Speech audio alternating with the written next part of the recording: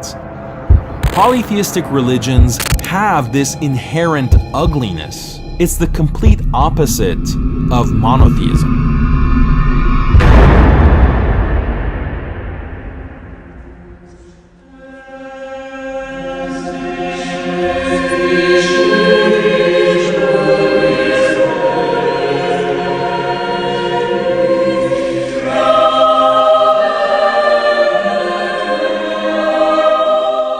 The thing about believing in one all-powerful God who has created you and controls the universe, that gives you a strong sense of fear as well as humility.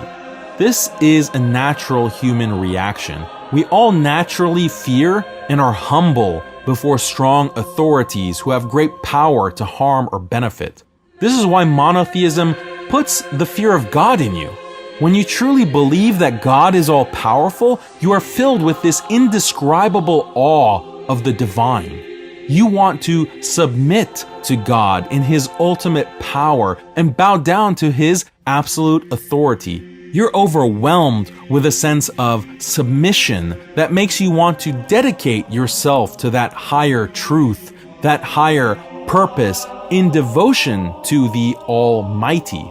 Again, these are emotions that can't exist in polytheism. There is no one central deity that has all power in polytheism. Rather, power is distributed among many gods, and many gods are so weak they can be controlled through bribes and magic. Gods so weak that people can even threaten them. You say to a deity, "If you don't do this for me, I will destroy your temples." How can you have humility before such wimpy, weak gods? This polytheistic theology produces people who lack humility, lack self-restraint, people who feel free rein to indulge in every vice unchecked by a healthy fear of divine wrath.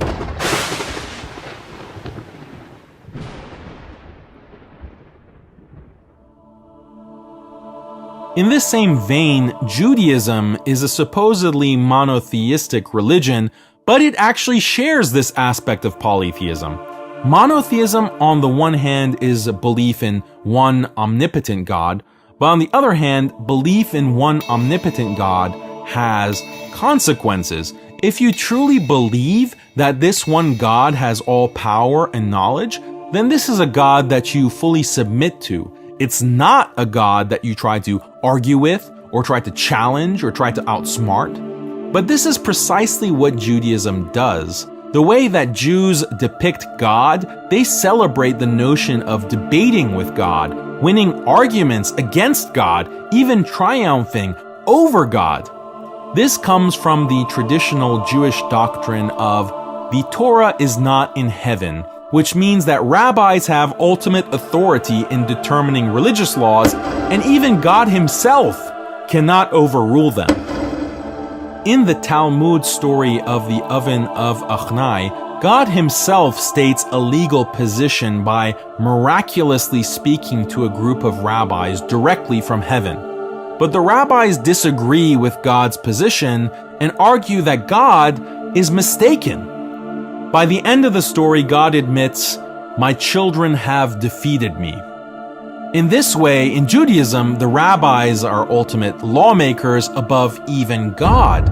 And this principle is allegedly acknowledged by God Himself. According to the Talmud, God admits, "Even I must obey the decree of the rabbis." Such religions that insult their gods by subordinating them to humans do nothing but breed followers who are arrogant, defiant, and rebellious. This is, again, the complete opposite of monotheism.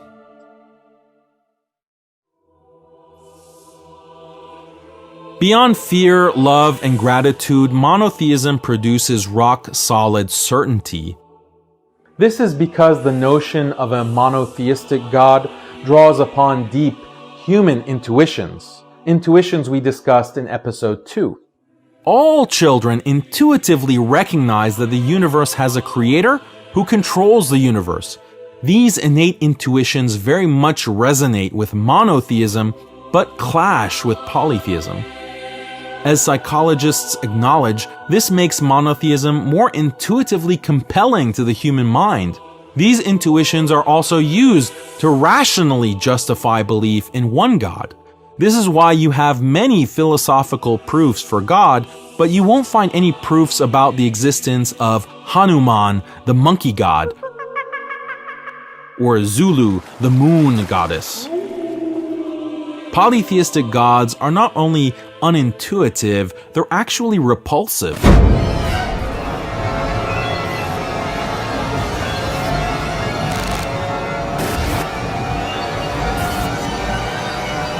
For example, according to ancient Egyptian religion, their pantheon of gods was created when the head god Atum masturbated other gods out from his penis. Polytheistic myths are chock full of nasty, bizarre, or confusing things like this, which destroys people's certainty in gods. Christianity, for example. The issue with Christianity is they have formulated this Trinitarian conception of God, which is confusing at best. To make matters worse, the Bible teaches conflicting notions of God. One notion of God depicted in the Old Testament commands believers to kill women and children and commit genocide.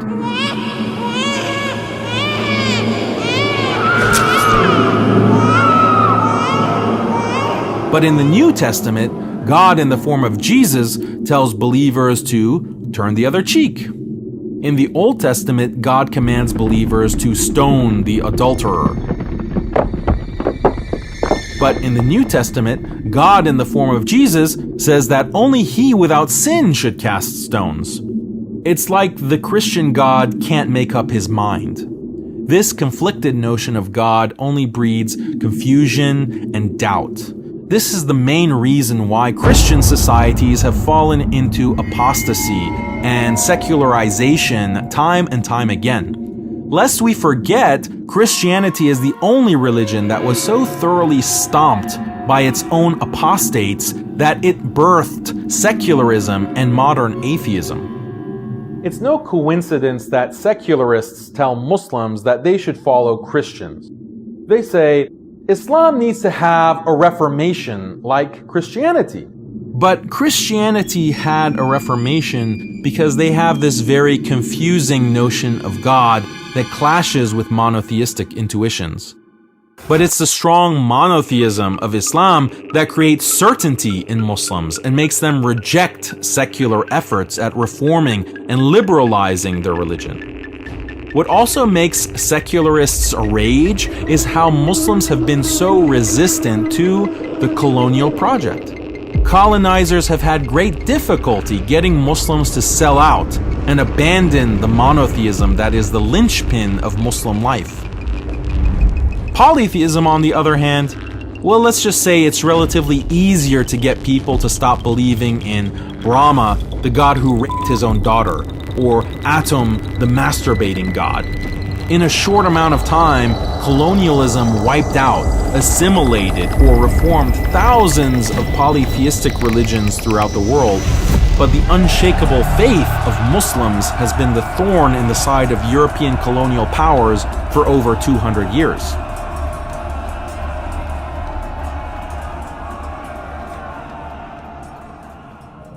Monotheism produces this beautiful psychology grounded in love, gratitude, humility, and certainty.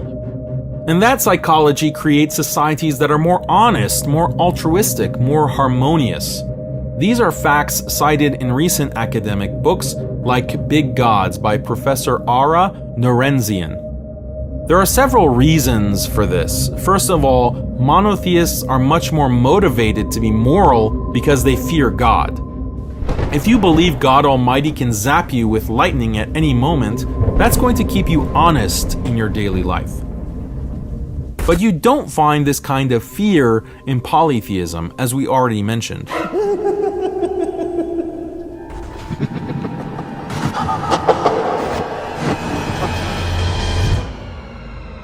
Secondly, in monotheism, God is all-knowing, but polytheistic gods are not. Polytheistic gods are sometimes so ignorant they can be tricked. For example, in Greek religion, Zeus was tricked by Prometheus. In Hinduism, the god Shiva ignorantly decapitated his own son because his wife, Parvati, had a child without him knowing. That's the level of ignorance of these gods. So if a polytheist cheats, steals, lies, murders, and rapes, he won't have to worry about divine retribution because the gods probably won't even know about it. This connection between increased dishonesty and polytheism has actually been experimentally proven in numerous studies. Thirdly, polytheistic societies are more immoral because they worship gods who are themselves highly immoral. The idea that God is all good and is the source of morality is actually a monotheistic concept. In Greek polytheism, Zeus is depicted as seducing and raping other gods and other people. In Hinduism, gods like Indra, Krishna, and many others are depicted as serial rapists. The Hindu text Bhavishya Purana describes how the gods Vishnu, Shiva, and Brahma work together to gang rape Anusuya, a Hindu sage's wife. The Hindu god Kali is often depicted holding a severed head, wearing a necklace of decapitated heads and dead baby fetus earrings. One Hindu sect, the Aghoris, even to this day give sexual satisfaction to goddess Kali by having intercourse with rotten human corpses. What kind of society is created when people worship gods who not only lie and cheat, but are also serial rapists and bloodthirsty killers of babies? What kind of society is created when rituals involve necrophilia, cannibalism, bestiality, and child torture? In fact, studies show that in countries like India, for example, a large percentage of the Hindu population justifies crimes like rape and child sacrifice by appealing to these gods.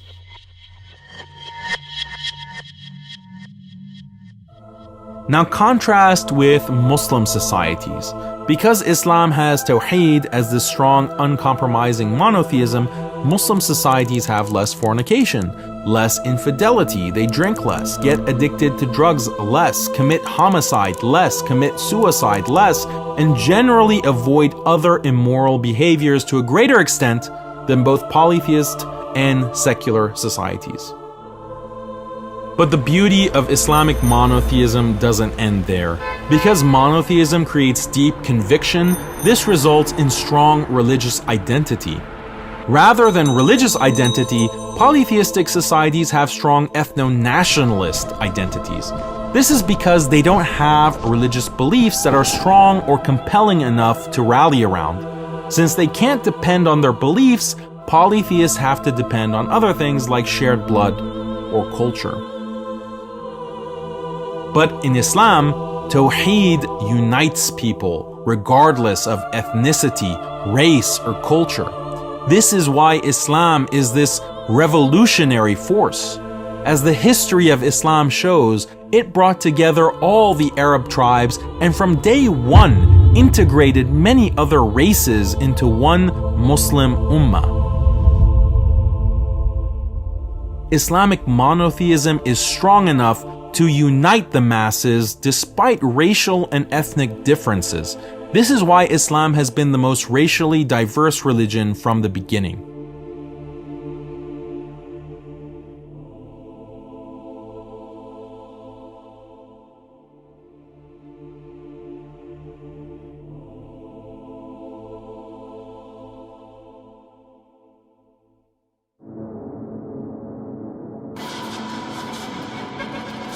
What's so incredibly dishonest about other religions when they criticize Islam is they say, sure, Muslims have strong religious identity, but that makes them engage in religious discrimination, unlike our peaceful religions. Yes, Islam treats people differently according to their religion, guilty as charged. But it's not like discrimination doesn't exist in polytheistic or secular societies.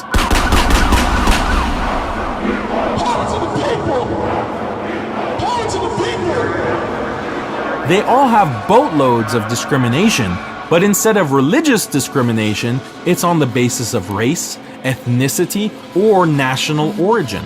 How is this supposedly better?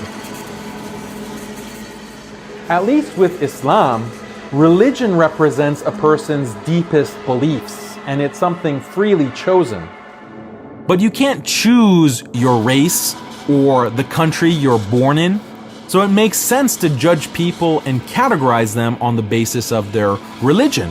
But the color of your skin or which country you happen to be born in is a silly basis for categorization, and if anything, it leads to far more persecution and bloodshed.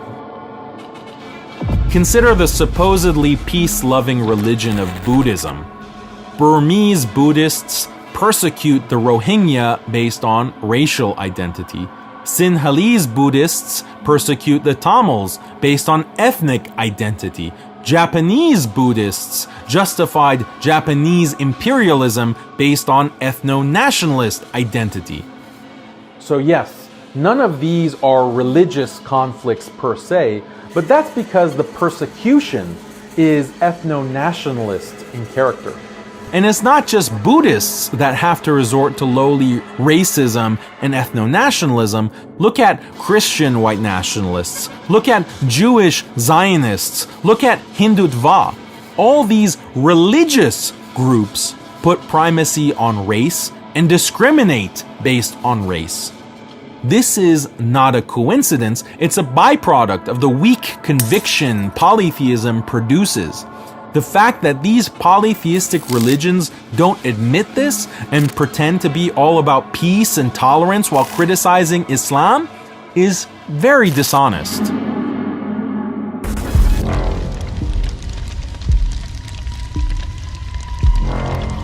It's not surprising that all these polytheistic religions come together to criticize Islam.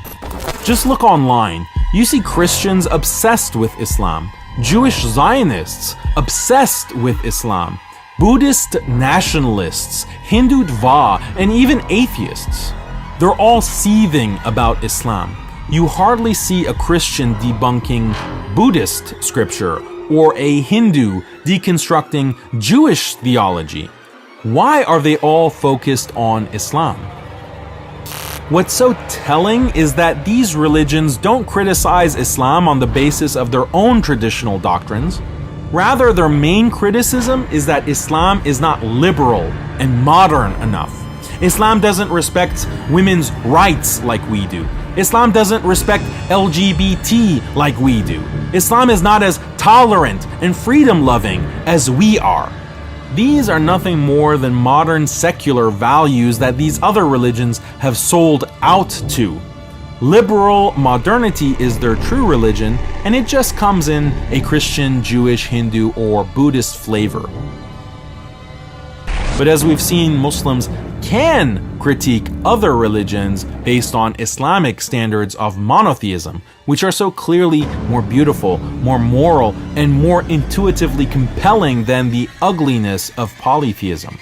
In contrast, these polytheistic religious doctrines are either too repugnant or too irrational to use to criticize Islam. So all they can do is cry about Islam not selling out to liberal secularism the same way they did. Deep down, they know their religion's all sold out, but Muslims haven't, and that burns them up inside.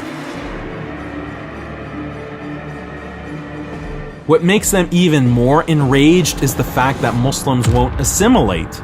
Look at how agitated Christian white nationalists are about Muslim immigration. Look at how much anxiety Hindutva has about Muslims converting and marrying Hindus. Look at how nervous Jewish Zionists are about Palestinian birth rates. Look at how incensed Buddhists in Myanmar are about their Muslim demographic. Look at how livid Western atheists get about Muslim minorities not accepting Western values. They're all terrified about the Muslim population growing. They're worried about Muslim conversion. They're nervous about strong Muslim commitment to Islamic law. All of these things are directly tied to the strong faith that Islamic monotheism produces that all these other religions lack.